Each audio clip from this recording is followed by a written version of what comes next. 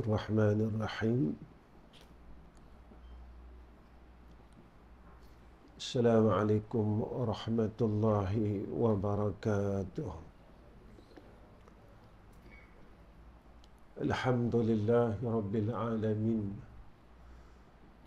Wal 'aqibatu lil muttaqin wal hadi ila siratin mustaqim. Asyhadu an la ilaha illallah wahdahu la syarika lah. Wa asyhadu anna Muhammadan abduhu wa rasuluh. Allahumma salli ala sayyidina Muhammad wa ala alihi wa sahbihi wa sallim. Allahumma lakal hamdu wa ilaikal mustaka wa antal musta'an. ولا حول ولا قوة إلا بالله العلي العظيم. اللهم صيبا نافعا، اللهم صيبا نافعا، اللهم صيبا نافعا.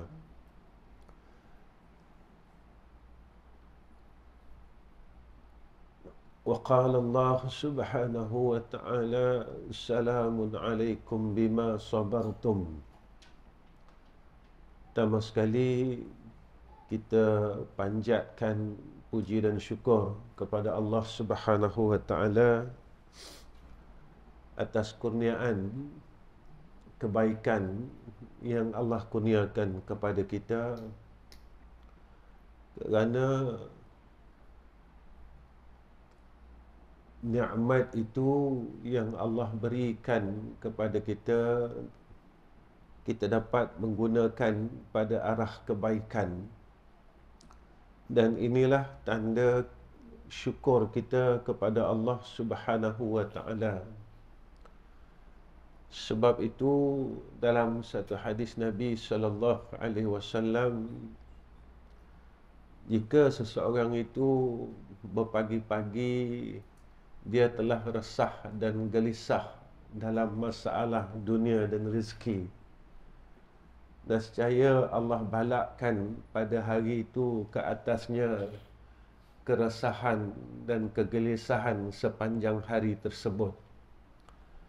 Kita bersyukur kerana hari ini pagi-pagi kita sedang mengingati Allah. Mudah-mudahan sepanjang hari ini kita dikurniakan untuk sentiasa mengingati Allah Subhanahu wa taala. Jikalah kita ditakdirkan pada hari ini balik menemui Allah Rabbul Jalal, maka kita telah mulakan hari ini dengan mengingati Allah, berada di dalam majlis ilmu saat berpagi-pagi, dengan tanda keimanan kita kepada Allah Subhanahu wa taala. Tuan-tuan yang saya kasih sekalian, pagi ini saya ingin muhasabah diri saya sendiri berkenaan dengan satu hadis daripada Nabi sallallahu alaihi wasallam. فَإِنَّ مِنْ وَرَائِكُمْ أَيَّامَ الصَّبْرِ الصَّبْرُ فِيهِ مِثْلُ قَبْضٍ عَلَى الْجَمْرِ لِلْعَامِلِ فِيهِمْ مِثْلُ أَجْرِ 50 رَجُلًا يَعْمَلُونَ مِثْلَ عَمَلِهِمْ. قَالَ يَا رَسُولَ اللَّهِ أَجْرَ 50 مِنْهُمْ؟ Qala ajru 50 minkum. Hadis ini tuan-tuan, hadis riwayat At-Tirmizi dan Ibn Majah. Apa kata Nabi sallallahu alaihi wasallam? Sesungguhnya setelah kalian, kitalah, akan datang hari-hari kesabaran. Saat itu kesabaran ini menjadi satu sifat yang besar di dalam kehidupan kita. Sabar mesti ada dalam hidup kita. Sabar ini kita selalu dengar. Tetapi untuk beramal dengan sabar ini susah. Begitu juga dengan kalimat Alhamdulillah. Kalimat yang pendek, tapi kita nak beramal susah. Kalau saya tanya diri saya, berapa kali kita sebut Alhamdulillah dalam satu hari?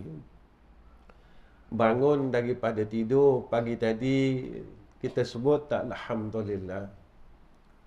Kerana saya tak tahu, tuan-tuan pun tak tahu, hari ini, saat ini, Allah bagi lagi peluang kepada kita untuk hidup.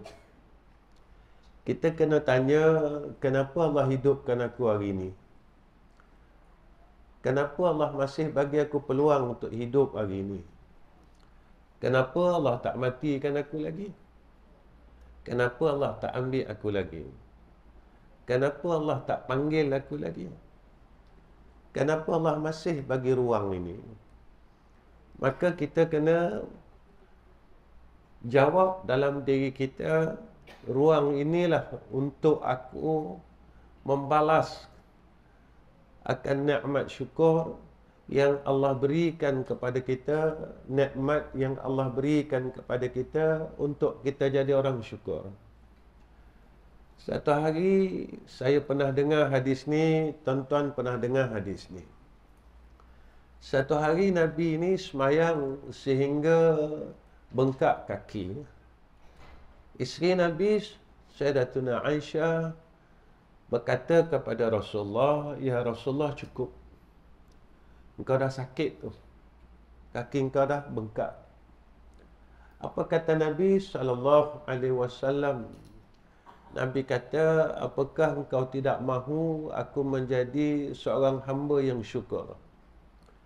Apakah engkau tak nak tengok aku jadi seorang hamba yang syukur kepada Allah?" Tuan-tuan, Rasulullah sendiri merasakan belum cukup mensyukurkan Allah dalam segala nikmat. Saya ingin ingatkan diri saya betapa lalainya kita sehingga kita terlupa tentang nikmat yang ada pada kita dan kita rasa kita dah cukup baik. Inilah menjadikan kita ni selalu terlupa. Kita dah rasa kita cukup hebat. Walhal Sayyidina Rasul, insan yang pertama sekali masuk syurga, orang lain tak boleh masuk. Para Nabi tak boleh masuk. Siapa pun tak boleh mendahului Sayyidina Rasulina Muhammad sallallahu alaihi wasallam. Tapi Nabi masih lagi rasa yang aku ni tak cukup lagi untuk bersyukur kepada Allah Subhanahu wa taala. Kita yang tak ada apa-apa, yang tak tahu bilangan masuk syurga ni nombor berapa. Ataupun kita tak boleh masuk syurga, kita kena singgah neraka Allah dulu. Disebabkan kesilapan kita.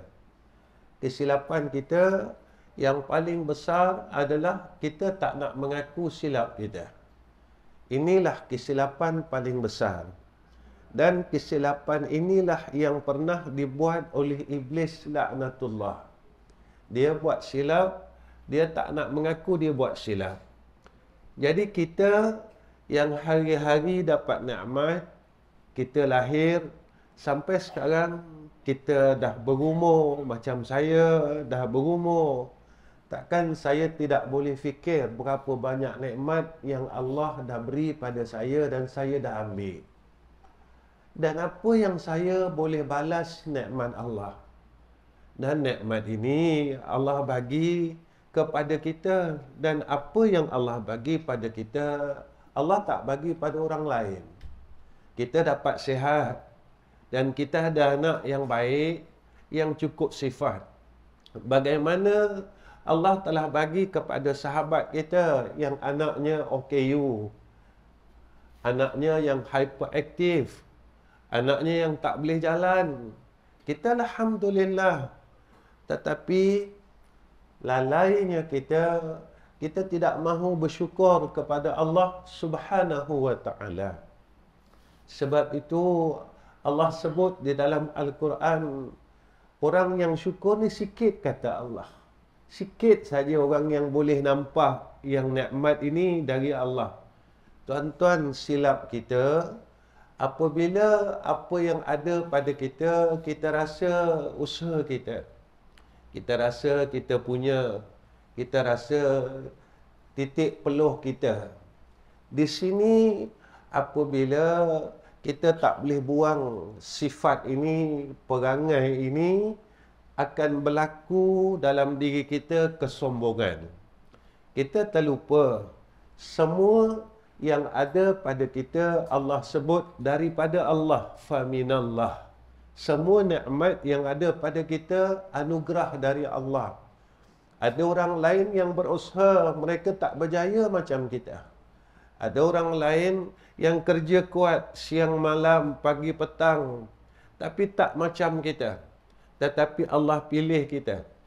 Dan Allah pilih dia pada tempatnya.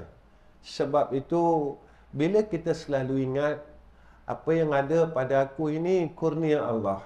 Sihat ni kurnia Allah. Tubuh badan ini kurnia Allah. Ada isteri, ada anak, kurnia Allah. Aku ada harta, kurnia Allah. Maka datang satu persoalan dalam diri kita. Setiap kurnia yang Allah beri kepada kita, apa perlu aku buat? Aku perlu buat baik pada Allah Subhanahu wa taala. Aku perlu jadi orang baik. Aku perlu jadi orang yang Allah redha. Sebab itu di keranda-keranda dan di kereta jenazah adanya doa. Semoga arwah ini bersama-sama dengan golongan orang-orang saleh. Orang saleh ini orang baik. Tuan-tuan, kita tidak mahu doa itu cuma berada di kereta jenazah. Kita mahu kita berada dalam kelompok itu, dalam golongan itu. Bukan sekadar ada tulisan di kereta-kereta mayat dan kereta-kereta jenazah yang akan membawa kita ke liang lahat. Tetapi keadaan kita tidak seperti yang ada tertera pada kereta-kereta jenazah tersebut. Tuan-tuan, apa yang Nabi sebut dan Nabi pesan pada kita perkara ini, Nabi kata, sesungguhnya setelah kalian akan datang hari-hari kesabaran. Hari kesabaran, orang yang sabar pada hari itu, kata Nabi, bagaikan orang yang menggenggam bara. Maknanya sakitnya orang yang ingin menjadi orang baik. Sakitnya untuk kita dapat agama. Sakitnya untuk kita dapat Islam. Susahnya untuk kita jadi orang baik. Tuan-tuan, bila sebut hal ini, masa ini, zaman ini, saya agak sikit rasa emosi. Kenapa? Zaman kita ini, tuan-tuan,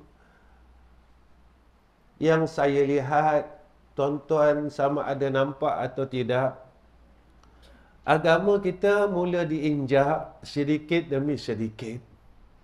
Agama kita mula dihina sedikit demi sedikit.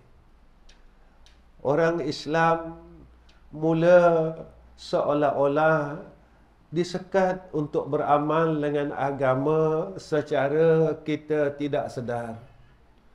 Tuan-tuan, apa yang Nabi sebut pada hadis ini, kita rasakan kita sedang berada pada zaman itu.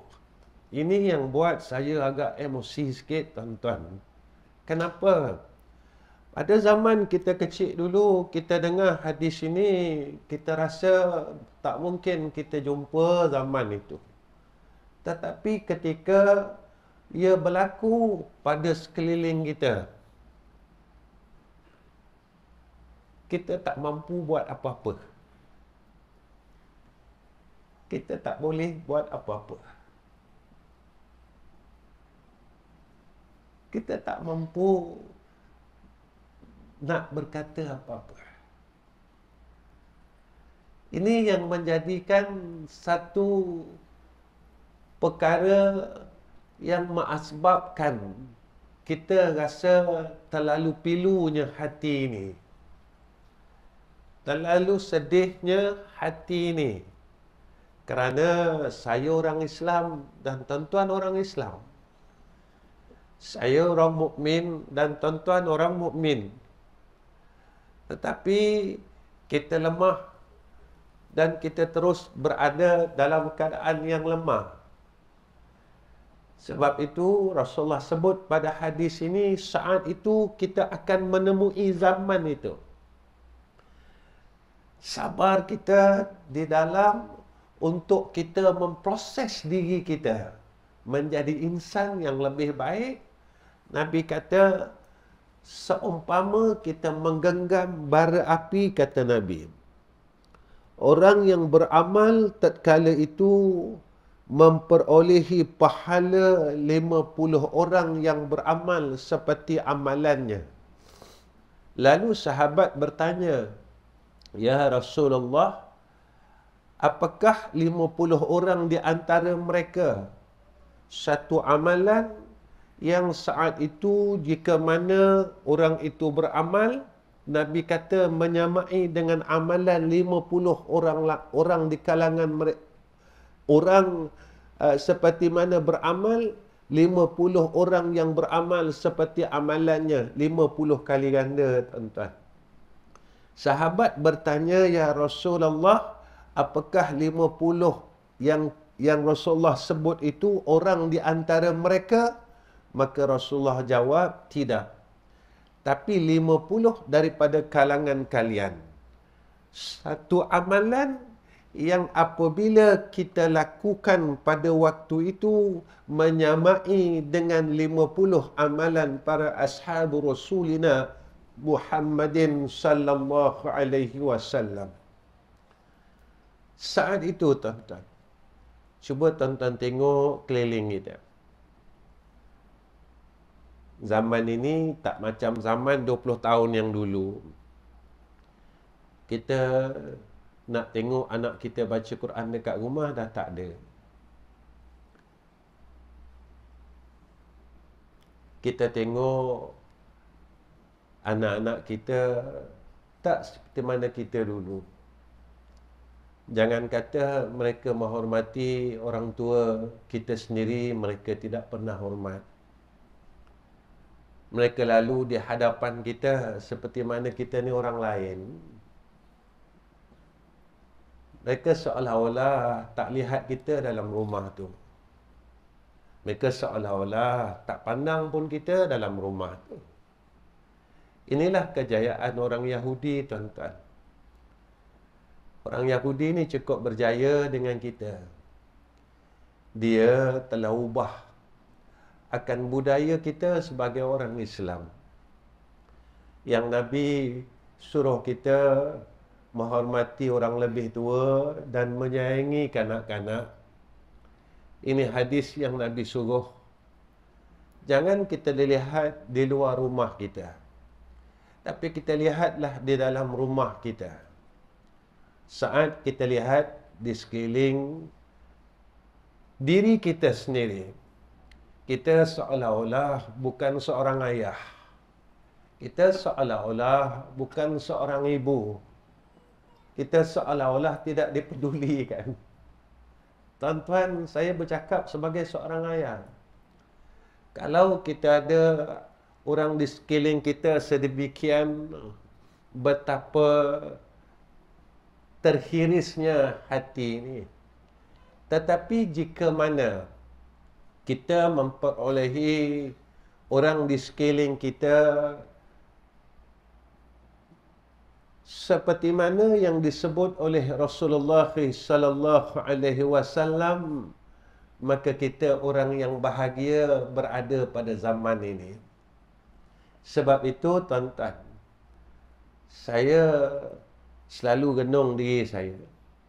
Saat kita berada pada umur ni, kita selalu cakap harta dah tak penting. Masa zaman muda dulu, kita kata harta ini, duit ini satu keperluan kita. Satu perkara yang kita cari sungguh-sungguh. Tapi bila kita dah duduk umur 50-an, 60-an, saya pun road to 60, tuan-tuan.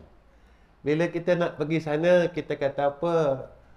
Harta ni aku cukup makan, dah cukup dah. Yang kita perlukan apa, tuan-tuan? Kasih sayang. Kita nak anak kita sayang kita, menantu kita sayang kita, cucu kita datang peluk kita.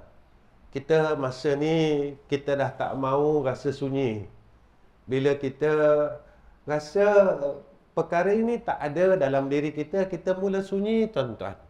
Orang yang pernah kita sayang, orang yang pernah kita peluk, orang yang pernah kita jaga dan kita pegang waktu mereka kecil. Saat kita perlukan mereka, mereka tak ada di sisi kita. Tuan-tuan, Rasulullah ini tunjuk kepada kita hal ini. Sayyidatina Fatimah Az-Zahra tak pernah berpisah dengan Nabi. Waktu senang Nabi, waktu susah Nabi. Ada je anak Rasulullah sallallahu alaihi wasallam. Sebab itu saat kewafatan Rasulullah sallallahu alaihi wasallam, insan yang paling sedih adalah Sayyidatina Fatimah Az-Zahra. Tapi apabila Rasulullah bisik pada telinga Fatimah, ketika itu Fatimah senyum. Kenapa, tuan-tuan? Kenapa bila Rasulullah cakap dekat telinga Fatimah Az-Zahra, Fatimah Az-Zahra senyum? Kerana apa? Itu adalah berita gembira yang disampaikan oleh Nabi. Apa kata Rasulullah kepada Sayyidatina Fatimah? Wahai anakku yang paling aku sayang dan aku kasihi, kau jangan sedih. Selepas apa? Nabi kata, selepas aku wafat, engkau lah orang pertama yang akan ikut aku. Tuan-tuan, ketika itu Sayyidatina Fatimah senyum. Dia terlalu gembira kerana tidak lama lagi dia akan ikut ayah dia. Tak lama lagi dia akan sama-sama dengan ayah dia. Inilah kehebatan Rasulullah sallallahu alaihi wasallam saat ketika dia Nabi ini nak meninggal dunia. Allahumma salli ala sayyidina Muhammad. Maka Rasulullah sempat lagi menggembirakan hati orang lain. Inilah hebatnya Sayyidina Rasulina Muhammad sallallahu alaihi wasallam. Tuan-tuan, apabila sampai saat itu, zaman itu, maka sabar ini adalah satu perkara yang besar. Zaman ini, apa yang perlu kita buat? Di mana sabar yang perlu letakkan di dalam kehidupan. Pertama, hendaklah kita sabar di dalam hal ilmu ni, tuan-tuan. Kenapa dalam hal ilmu kita kena sabar? Tuan-tuan, ilmu ni Nabi kata, dia boleh jadi syafaat, dia boleh jadi laknat. Kata ulama, kita jangan jadi orang yang pergi ke hutan, mencari kayu-kayu api yang banyak, kemudian kita tak sanggup bawa balik. Sebab itu Nabi kata, al-ilmu ilman. Ilmu ini dua. Ilmu fil lisan dan ilmu fil qalbi. Ilmu pada lisan, dia cuma tahu banyak. Dia pandai bercakap macam saya ni. Cakap pandai. Ajak orang buat baik, pandai. Tapi dia tak boleh buat baik. Bila ditanya dengan isterinya, Ustaz Ahmad Rizam ni baik ke? Isteri saya kata, Ustaz Ahmad Rizam ni jahat, dia ni pemarah, dia ni tak bagus. Maka saya akan masuk neraka Allah terlebih dahulu daripada Yahudi dan Nasara. Tapi jika mana tuan-tuan tanya dengan isteri saya, bagaimana Ustaz Ahmad Rizam? Isteri saya akan mengatakan saya begini, begini dan begini, maka saya selamat daripada hadis yang Nabi sebut, saya akan mendahului masuk neraka Allah daripada Yahudi dan Nasara. Jika saya hanya pandai berkata-kata dan bercakap, tetapi apabila tuan-tuan tanya dengan anak-anak saya, ayah kamu macam mana? Lalu anak saya kata, ayah ni tak bagus, ayah ni tak bagus, ayah ini bakhil, ayah ini suka menipu, ayah saya ni jahat, ayah saya ni tak pernah ambil tahu hal saya, ayah saya benci saya, ayah saya tak pernah sayang saya, ayah saya biarkan saya, ayah saya begini dan begini, maka saya akan masuk neraka terlebih dahulu, kata Nabi, daripada Yahudi dan Nasara. Tuan-tuan, tetapi jika tuan-tuan bertanya kepada anak-anak saya, macam mana ayah? Ayah begini, begini dan begini, maka saya selamat daripada hadis itu. Sebab itu tuan-tuan, Nabi kata al-ilmu fil qalbi, ilmu itu pada hati, iaitu kita beramal dengan setiap ilmu yang kita tahu. Sebab itu tuan-tuan, sabar pada ilmu ini bukan sekadar sabar dalam menuntut ilmu. Kita hari ini pagi-pagi kita cerita pasal Allah, pasal Rasul. Kita cerita macam mana nak jadi orang baik. Sebab itu kalau tuan-tuan hadir dalam kuliah saya tak cerita hukum hakam. Sebab apa? Sebab orang yang ada depan saya semua tahu hukum ni dan hukum ni. Apa hukum tinggal semayang? Haram. Apa hukum nak semayang? Haram. Apa hukum nak semayang? Wajib. Apa hukumnya kata orang? Haram. Apa hukumnya ambil barang orang? Haram. Apa hukumnya ini? Kita semua tahu, tuan-tuan. Tapi masalah kita tak boleh buat. Ini masalah kita. Kita tahu mengumpat haram, tapi sampai sekarang kita tak boleh tinggal mengumpat. Kita tahu kalau bulan puasa, korek hidung ni dalam bulan puasa, kalau sampai batinnya, maka batal puasa kita. Tapi kita masih korek kesalahan orang. Kita nak tengok orang buat salah apa, orang ni salah apa, orang ni salah apa. Tuan-tuan, ilmu ni sebenarnya bukan untuk orang. Ilmu ni untuk kita. Sebab itu kata Imam Ghazali, kalau engkau nak tahu engkau ni orang alim tak orang alim, engkau ada ilmu, kau tak ada ilmu, kata Imam Ghazali, semakin kita belajar, kita jadi makin takut dengan Allah. Makin kita belajar. Apa takut, tuan-tuan? Ulama sebut begini. Takwa ini satu kalimat 4 huruf. Ta, qaf, waw, ya. Makin kita belajar, kita ada sifat takwa ini. Apa dia? Ini asas 4 orang yang bertakwa kepada Allah. Yang pertama, ta. Ta ini nama dia taibun. Kita selalu rasa salah, selalu nak balik jumpa Allah, selalu mengaku salah dengan Allah. Ya Allah, aku salah. Aku salah. Aku salah. Ya Allah, malam tadi aku tak boleh semayang tahajud. Aku minta maaf, ya Allah, aku salah.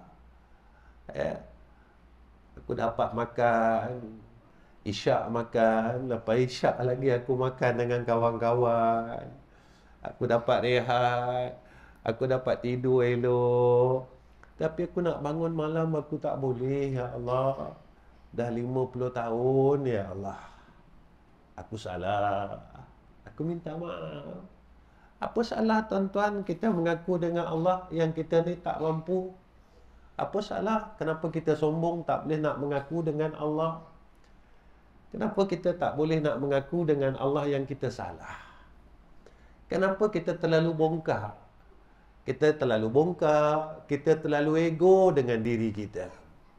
Kita buat silap terlalu lama. Silap ini bukan setahun, bukan 2 tahun, 55 tahun, 60 tahun, tuan-tuan, kita silap. Saya bercakap ini bukan untuk hidup. Saya bercakap ini untuk kita mati. Tuan-tuan, saya mati, tuan-tuan mati. Bukan mati yang saya nak sebut. Yang saya nak sebut, lepas kita mati, kita jadi apa? Itu aja. Lepas orang, anak-anak kita, saya selalu bayangkan benda ni, tuan-tuan. Sampai saya cakap dengan isteri saya. Isteri saya tengok live ni, tuan-tuan. Isteri anak-anak saya pagi ni dia orang tengok. Saya cakap dengan isteri saya. Saya kata, saya berdoa dengan Allah. Ya Allah, kau cabut nyawa aku dulu sebelum kau cabut nyawa isteri aku. Tuan-tuan, satu hari isteri saya cakap dengan saya, bang, saya berdoa macam tu. Ya Allah, kau cabut nyawa aku dulu sebelum kau cabut nyawa suami aku.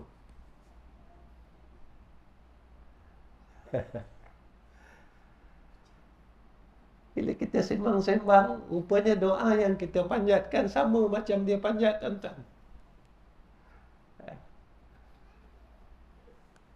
Mati, tetap mati. Tapi lepas orang letak badan kita di dalam liang lahat, kita jadi apa? Duduk sana, tuan-tuan, isteri kita tinggalkan kita, anak kita tinggalkan kita. Ini kenyataan. Mak saya dah meninggal, ayah saya dah meninggal. Setahun sekali je, tuan-tuan, saya pergi kubur ayah saya, mak saya. Setahun sekali. Tuan-tuan, macam ni lah. Masih hidup ni, anak kita balik setahun sekali je. Kita rasa tak? Kita rasa, tuan-tuan. Saya ada anak 7 orang. Kalaulah 7 orang ini, tuan-tuan, dia tengok saya setahun sekali. Kita rasa apa? Sebab apa saya kata macam tu? Sebab masa kita tengok ayah kita setahun sekali, masa tu lah baru kita baca Fatihah, baru kita baca Yasin, baru kita baca tahlil. Kalau tak, kita tak baca tahlil untuk ayah kita. Setahun sekali tu. Setahun sekali itulah, tuan-tuan, dia cakap apa? Kakak, setahun ibu tunggu kakak.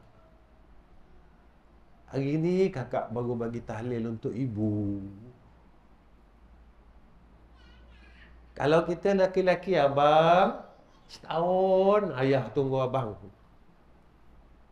Tuan-tuan, ini yang disebut kepada kita tatkala arwah ini berada di alam barzakh. Setiap hari kita akan bertanya kepada malaikat, wahai malaikatur rahmah, ada tak hadiah daripada anak aku? Saya akan lalui dan tuan-tuan akan lalui.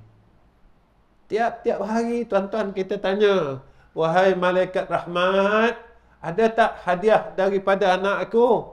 Malaikat kata tak ada. Anak kau sibuk. Anak kau sibuk jalan-jalan, cuti-cuti, makan-makan, dia tak ingat kau pun.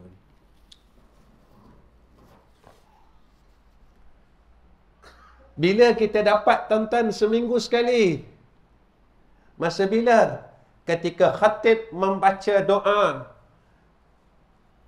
Allahumma fil muslimina wal muslimat wal mu'minina wal mu'minat al ahya'i minhum wal amwat.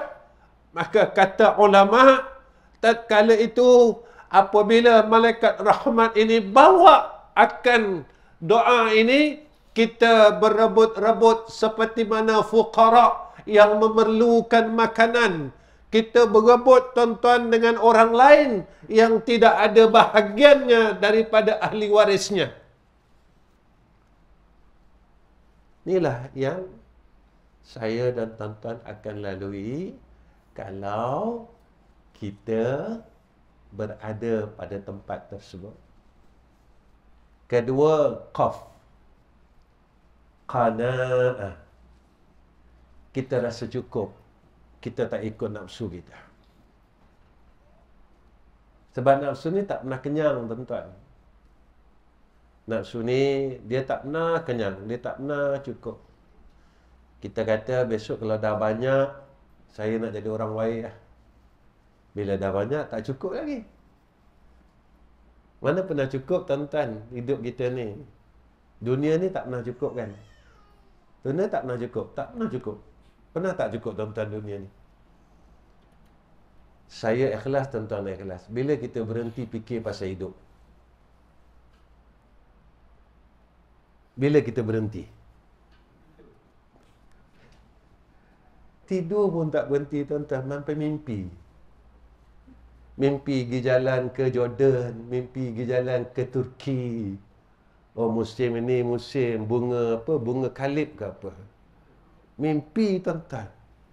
Sampai mimpi.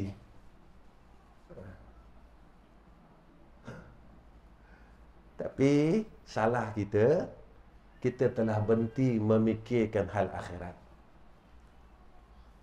Ini salah kita. Tak salah fikir hal dunia. Yang salahnya, kita tak adil dengan Allah. Kita berhenti fikir tentang akhirat.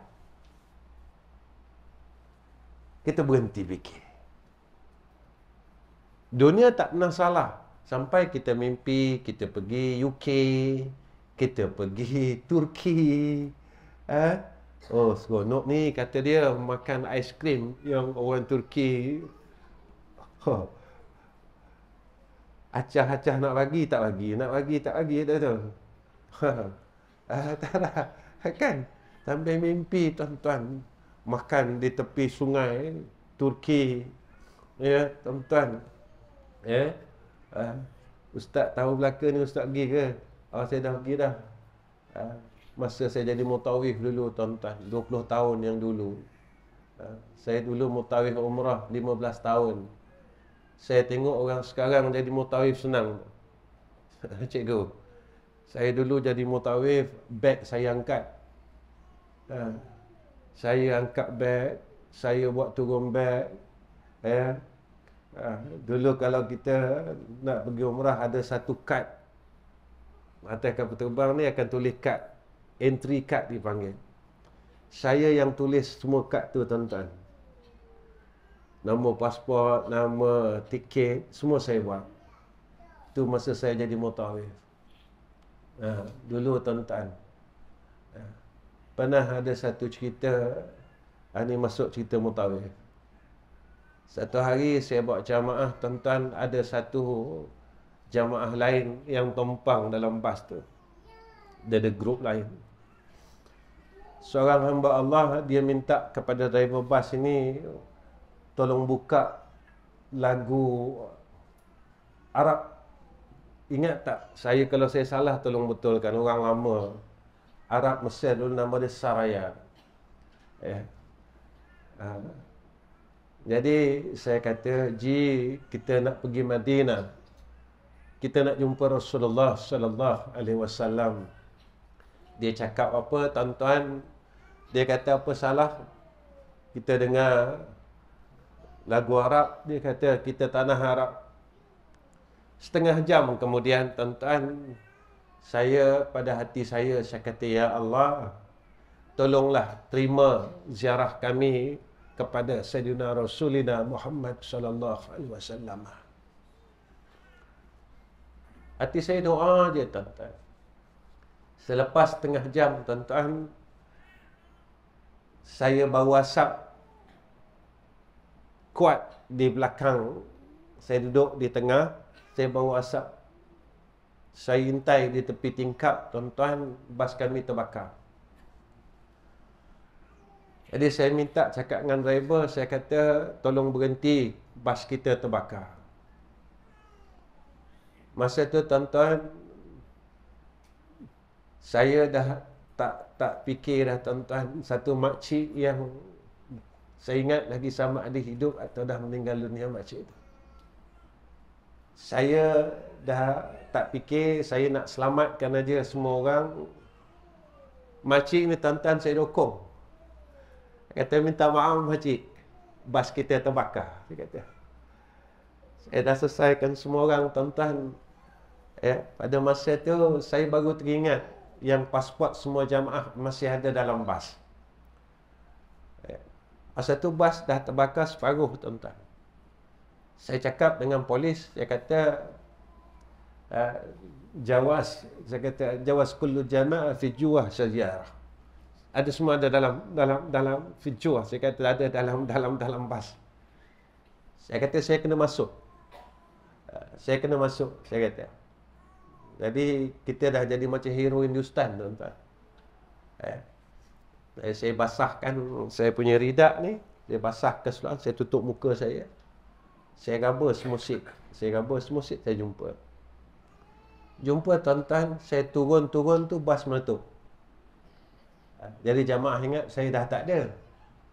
Betul-betul macam hero Hindustan, tuan-tuan. Saya keluar dengan asap hitam. Menangis jamaah, tuan-tuan. Dia kata, "Ustaz, kami ingat Ustaz dah habis." Dia kata. Saya kata, "Sampai hati akak doakan saya mati." Dia kata. Hati pengalaman, tuan-tuan. Ya, masa jadi mutawif tu lah. Seronok, tuan-tuan, seronok lah, alhamdulillah. Sebab itu, tuan-tuan, balik pada kuliah kita. Ketika kita ada sifat yang tidak tamak, nafsu kita tidak tamak. Nafsu kita rasa cukup. Waktu itu kita mula berpada-pada pada perkara yang kejahatan. Dan pada takwa ini makna dia wara'. Maka orang yang bertakwa kena ada sifat wara' ini. Orang bertakwa, kalau dalam kitab tasawuf, dia kena ada sifat muraqabah. Yang sentiasa dia tengok apa yang dia buat ni betul tak? Saya mengajar ni betul tak? Saya turun, keluar daripada pintu hotel saya keluar ni kerana apa? Kalau ada terselit sedikit kerana dunia, bukan kerana Allah, maka batal apa yang saya buat. Maka pada Allah, ia bukan jadi amal saleh. Maka semakin saya mengajar, saya tak boleh jadi orang baik. Semakin saya mengajar, saya tak boleh jadi orang yang hampir kepada Allah. Semalam, tuan-tuan, saya bincang dengan anak-anak saya yang depan tuan-tuan ni. Saya kata, saya dulu kuliah tegas. Cukup tegas. Dalam bab hukum ni, saya cukup tegas. Saya sendiri saya tak tahu bila saya berubah. Saya sendiri tak tahu, cikgu. Bila saya jadi macam ni, saya tak tahu. Saya sendiri saya tak sedar. Kenapa aku jadi macam ni? Bukan dengan tuan-tuan dia. Saya cakap dengan rumah saya macam ni, tuan-tuan. Macam ni lah saya kat rumah. Kalau saya cakap dengan anak-anak saya, macam ni lah. Sampai anak saya tegur, "Ya, jangan nangis lah, ya. Tolonglah jangan nangis." Saya sendiri saya tak tahu. Sampai saya cakap dengan diri saya, "Ya Allah, apakah dah sampai masanya untuk aku balik menemui Engkau, ya Arhamar Rahimin?" Sampai ke dah? Dekat ke dah? Yang aku nak balik jumpa Engkau, ya Allah. Yang aku ni nak datang dah jumpa Engkau, ya Arhamar Rahimin. Itu je. Sebab itu, tuan-tuan, kita ni, apabila kita buat satu perkara, kita kena tanya diri kita, apakah aku ni tambah baik? Tambah baik, tambah jadi orang soleh, kita berubah atau tidak? Kalau daripada umur kita muda sampai sekarang, tak ada benda yang kita berubah dalam hidup ni. Kalau dulu pemarah, tetap pemarah. Kalau dulu bakhil, tetap bakhil. Kalau dulu kita tak pernah sayang orang, tak pandai sayang orang, kita tak sayang orang sampai sekarang. Maknanya apa yang kita buat ini, tuan-tuan, tak boleh menjadi amal saleh dalam hidup kita dan kita menjadi orang yang paling rugi pada sisi Allah Subhanahu wa taala. Dan ia ilat yang tak ada titik, kata ulama, yakin. Kerana yakin itu tersembunyi pada qalbun kita. Kita ni yakin tak dengan Allah? Percaya tak dengan Allah? Orang yang yakin saja dia boleh takut kepada Allah Subhanahu wa taala. Tuan-tuan, Sebab itu sabar ini ulama disebut satu kalimat 3 huruf. Sad, ba, ra. Bunyi senang. Sabarlah, dia kata. Sabarlah. Sabar ni memang susah. Cakap senang. Boleh tak kita sabar? Orang marah kita sabar. Orang zalim kita sabar. Baru ni ada satu orang datuk datang jumpa saya. Ustaz, saya datuk. Saya kata, Datuk, saya minta maaf. Saya kalau dengan orang, saya tak suka panggil gelaran. Saya rasa jauh sangat. Kalau saya panggil nama, boleh tak? Dia muda lagi pada saya. Kalau saya panggil nama, boleh tak? Boleh, Ustaz. Boleh, dia kata. Kalau Ustaz, jangan panggil Datuk lah, dia kata. Saya memang tak suka. Saya kalau dengan orang, saya suka dekat. Siapa-siapa pun. Saya suka rasa rapat. Sebab Nabi suruh kita macam tu. Nabi ni pergi mana-mana, Nabi tak pernah tak sayang orang. Kenapa kita perlu sayang orang, tuan-tuan? Jangan pilih orang. Siapa pun kita sayang dia. Sebab Nabi ajar kita macam tu. Walaupun orang itu pernah khianat kita belajar untuk sayang dia. Walaupun orang itu pernah zalim kita belajar untuk sayang dia. Ini Nabi ajar kita tatkala Futuhul Makkiyah. Orang yang pernah zalim Nabi, orang yang pernah aniaya Nabi. Tapi Nabi dengan kasih sayangnya memberikan kemaafan kepada seluruh orang-orang Mekah. Maka dengan kasih sayang itulah yang menjadikan Islam ini berkembang sehingga 3/4 dunia. Lepas itu tuan-tuan belajar sayang orang lain. Dalam hidup ni saya ingin tekankan dalam diri saya, belajarlah untuk sayang orang yang paling hampir dengan kita. Kalau seorang suami, tolong sayang isteri kita. Seorang isteri, tolong sayang suami mereka. Baik itu tuan-tuan, sayang ni agak susah, dia jadi macam satu sifat kesombongan dalam diri kita. Kalau seorang ayah, tolong sayang anak-anak kita. Saya selalu dapat feedback daripada anak-anak. Pernah saya pergi di Borneo, tuan-tuan. Saya lepas kuliah di Borneo, seorang pemuda laki-laki, budak muda, tuan-tuan, dalam umur 20 lebih, bayar anak, saya nombor 3. Anak saya nombor 6. Saya anak 7 orang. Hak yang bongsu umur 19 tahun. Hak yang nombor 6 umur 24 sekarang. Dia sebaya dengan anak saya nombor 6. Jadi dia datang jumpa saya, dia kata, Ustaz, boleh tak saya peluk Ustaz? Saya kata, peluklah saya. Saya kata, peluklah, tak apa. Masa dia peluk, dia nangis. Masa tu saya tertanya dalam diri saya, kenapa anak muda ni nangis bila peluk saya? Saya tanya dia, kenapa nangis? Kenapa nangis? Saya kata, ketika keluar daripada kata-kata dari mulutnya, masa tu saya nangis, tuan-tuan. Saya ni tak tengok orang nangis, saya nangis. Dia cakap, apa Ustaz? Saya nak peluk Ustaz rapat-rapat boleh? Nak peluk Ustaz kuat-kuat boleh? Saya kata, peluklah. Saya kata, kenapa? Mak saya, ayah saya dah lama buang saya, Ustaz. Saya membesar tanpa ada rasa kasih sayang seorang ayah dan seorang ibu. Boleh tak Ustaz? Saya panggil Ustaz ayah, boleh tak? Dia tak kenal saya, tuan-tuan. Dia kenal saya dalam media massa. Dia kenal saya di dalam YouTube saja. Dia datang peluk saya, dia kata, Ustaz, boleh tak saya peluk Ustaz dan saya panggil Ustaz sebagai seorang ayah? Saya kata, panggillah, saya kata. Panggillah saya ayah dan peluklah saya sebagai seorang ayah. Jika itu yang tidak ada dalam hidup engkau, itu yang saya mampu bagi dan itu saja harta yang saya ada. Tuan-tuan, Masa saya masuk kereta, dia lambai saya. Dan mukanya mengukirkan senyuman. Saya rasa puas, tuan-tuan.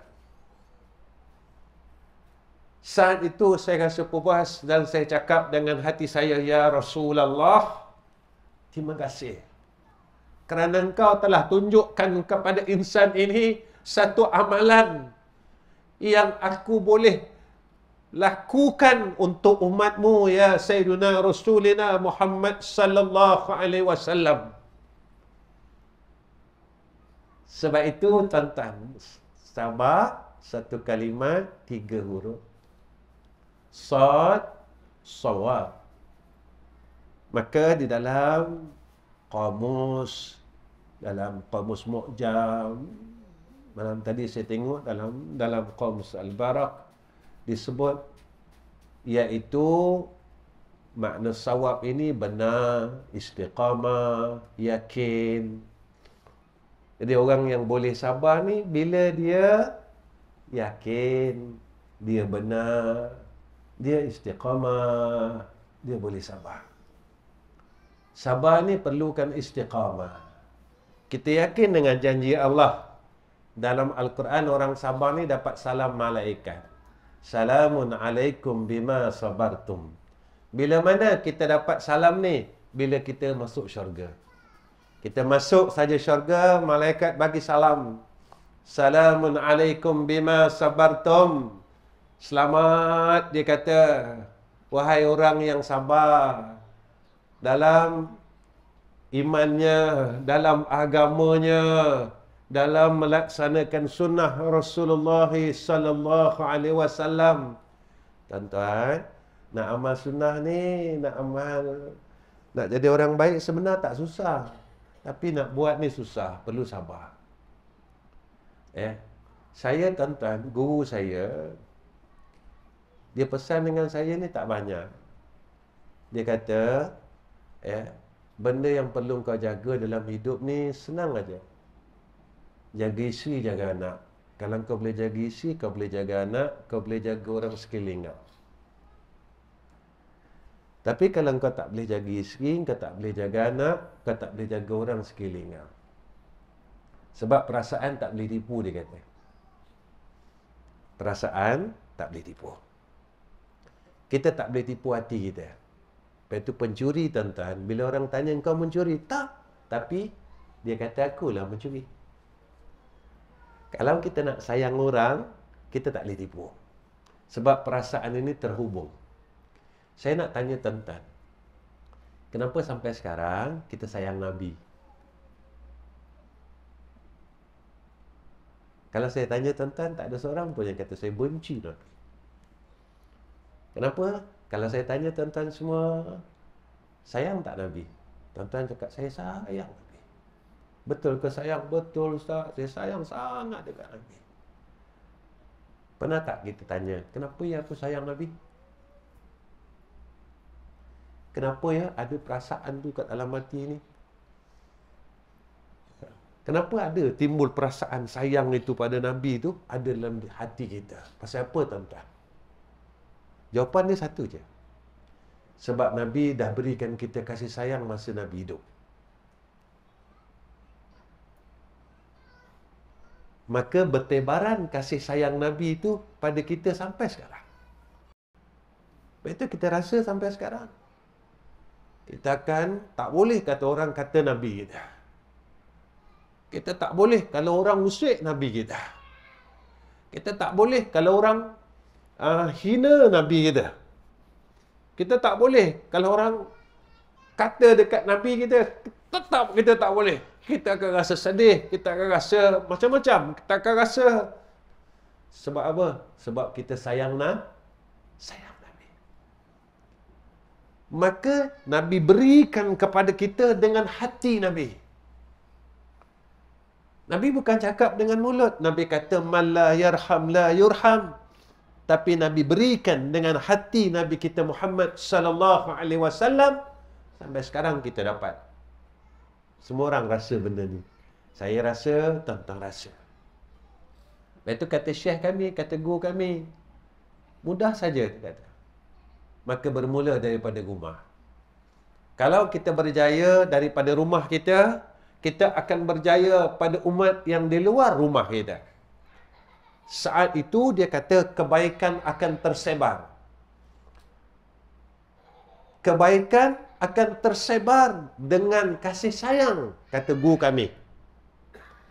Tatkala kita mula ada sifat kasih, tatkala itu adanya rahmat daripada Allah. Man la yarham, la yurham. Saat orang ini ada rahmat Allah, saat itu sentiasa di dalam kebaikan.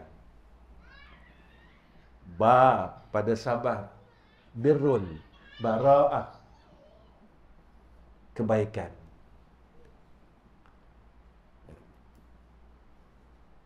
Orang sabar ni sentiasa dalam kebaikan. Allah buka pintu baik dekat dia. Percayalah tuan-tuan. Percayalah. Bila kita sabar, kita dapat benda baik. Sabar kita nak amalkan agama Islam ni. Nanti kita dapat baik. Dunia baik, akhirat baik. Kita sabar. Apa kebaikan kita dapat, dekat sana kita dapat syurga. Sabar dalam didik anak-anak. Mustahil lah tuan-tuan anak kita daripada kecil sampai besar baik terus tak lah. Sabar didik dia. Saya tuan-tuan, saya bercerita apa yang berlaku dalam hidup saya. Anak saya buat salah tuan-tuan. Saya ni tak pernah pukul anak. Bohonglah, tak pernah pukul langsung. Pernah. Ada anak nombor 3, anak nombor 5 tuan-tuan. Itulah saya pukul dia. Satu-satu anak yang saya rotan, itulah sekali seumur hidup. Kalaulah dia tengok live saya ni, bang minta maaf ya bang. Ayah cerita pasal abang. Masa tu umur dia 5 tahun tuan-tuan. Dia nampak ada satu orang jual aiskrim. Jadi dia ambil duit saya tanpa pengetahuan saya. Dia buka, dia ambil duit 50, dia beli dan bakinya dia bagi pada saya.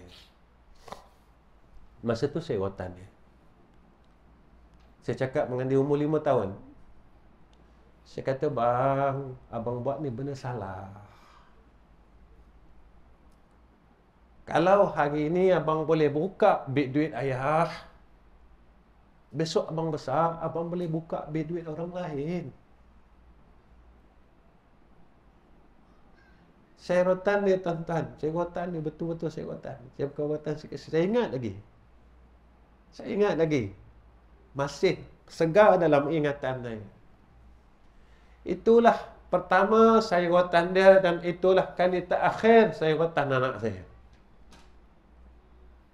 Sekarang umur dia hampir 30 tahun, tuan-tuan.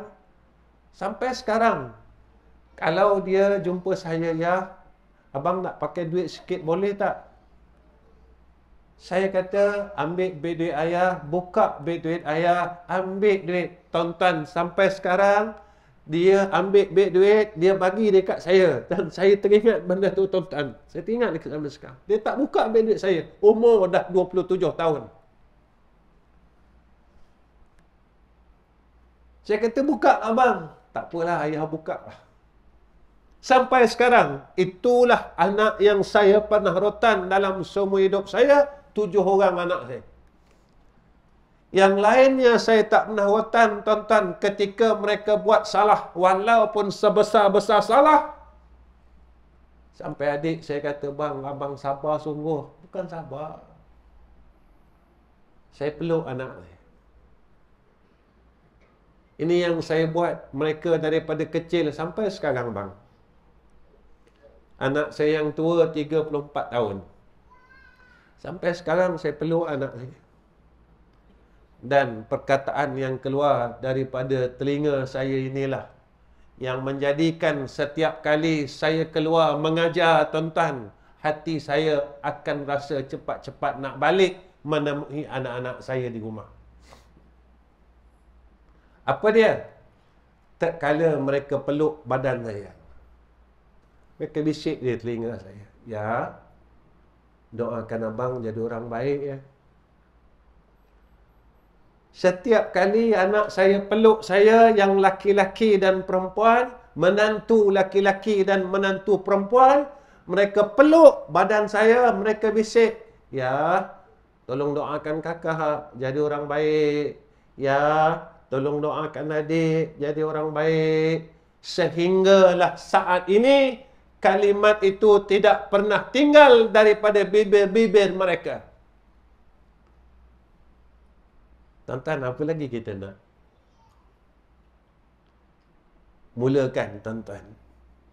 Daripada hari ini, patah balik. Itu saya pernah kuliah di Padang Midin. Saya pesan dengan anak-anak semua, kalau masih ada mak, balik peluk mak masing-masing. Tolong peluk ayah masing-masing. Ayah ni sebenarnya dia mahu tapi dia malu. Jangan pergi kat mak aja, tolong pergi kat ayah-ayah ini. Percayalah, tuan-tuan. Ini apa yang berlaku dekat saya bila anak saya peluk saya, tuan-tuan. Saya rasa inilah hidup saya. Ya Allah, aku tak ada duit tak apa. Aku tak ada apa pun tak apa. Tapi tolong jangan hilangkan anak aku.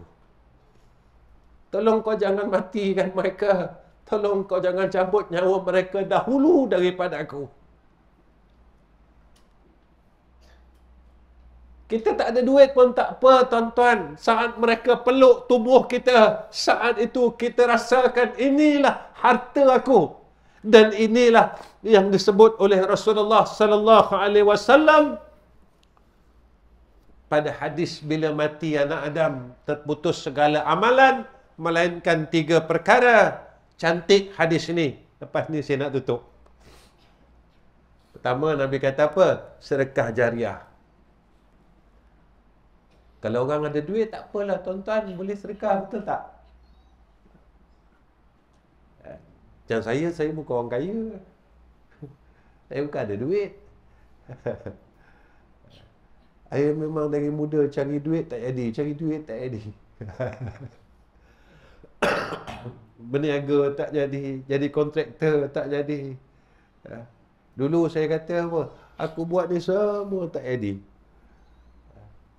Rupa, tuan-tuan, Allah nak letakkan saya tempat ni, jumpa tuan-tuan.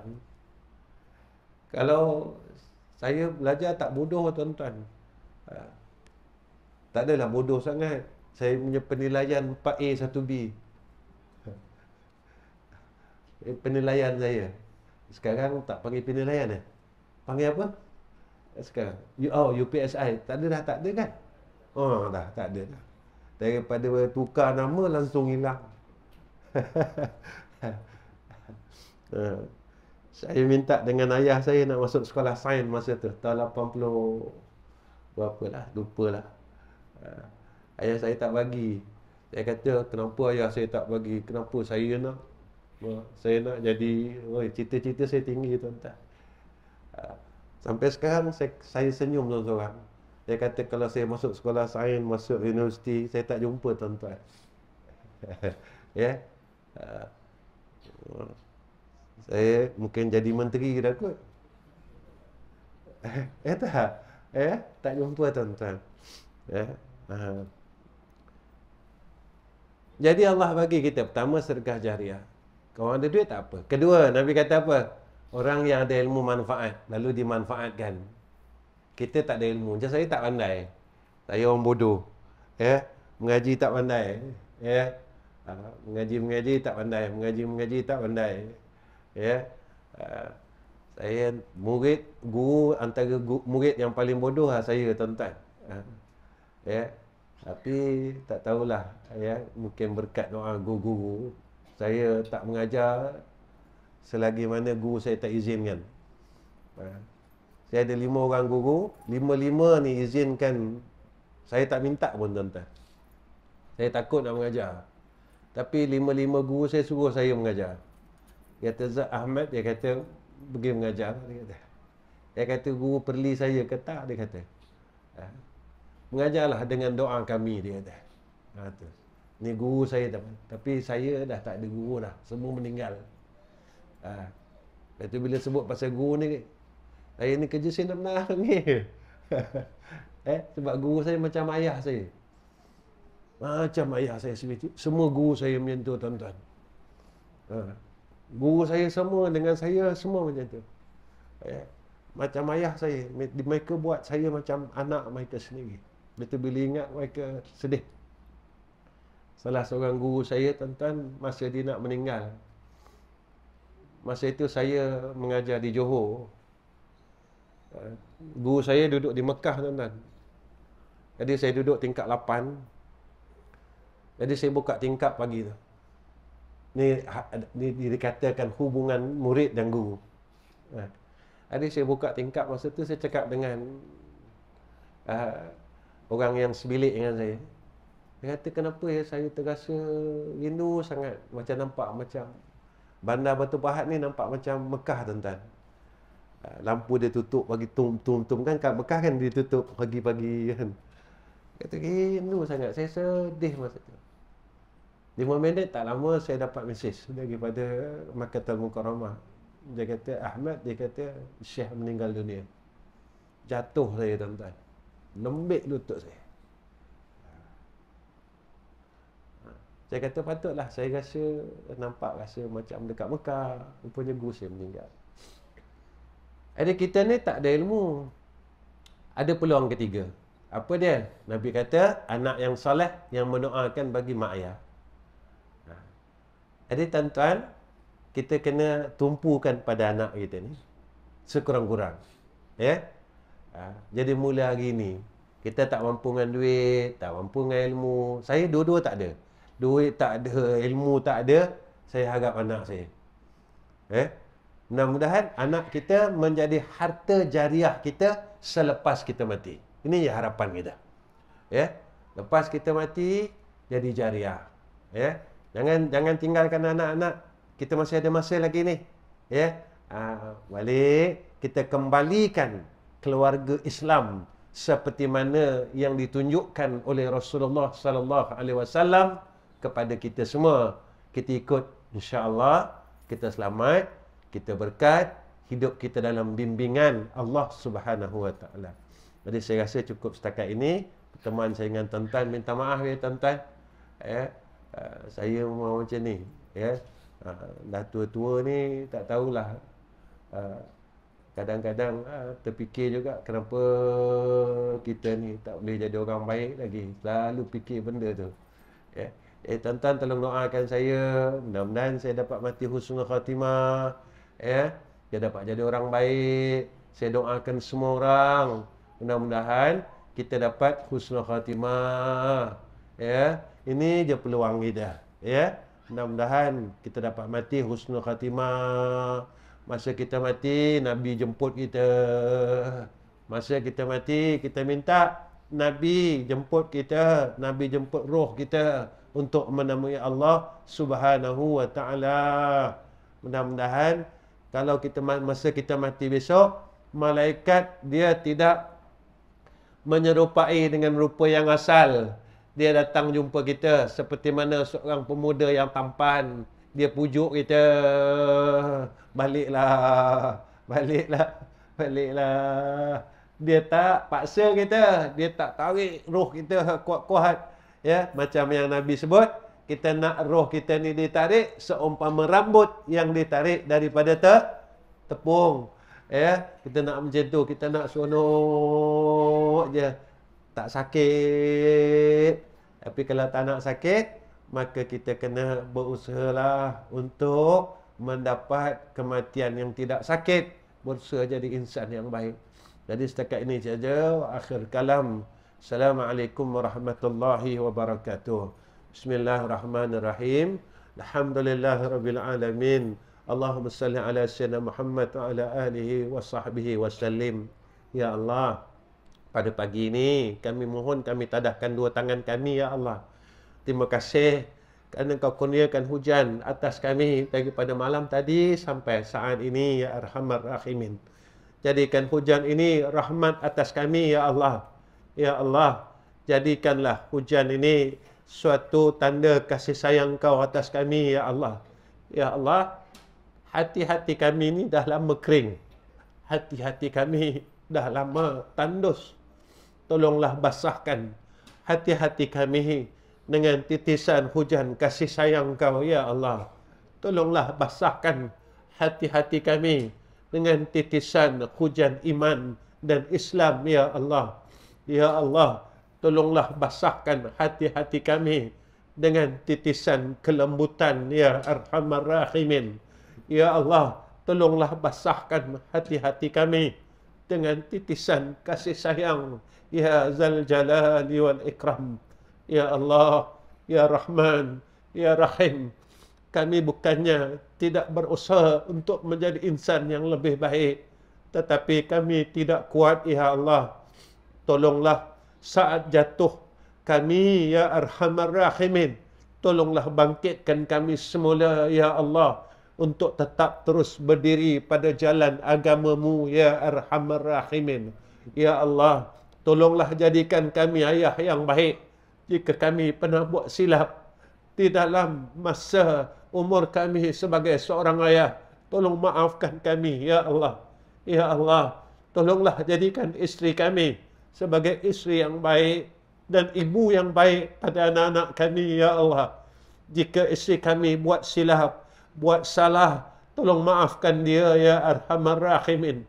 Ya Allah, tolonglah jadikan anak-anak kami, ya Allah, anak-anak yang baik, agar anak-anak kami menjadi jariah atas kami selepas kematian kami, ya Allah, dengan doa-doa yang mereka keluarkan daripada lisan-lisan mereka dengan penuh kasih sayang, ya Zal Jalali wal Ikram.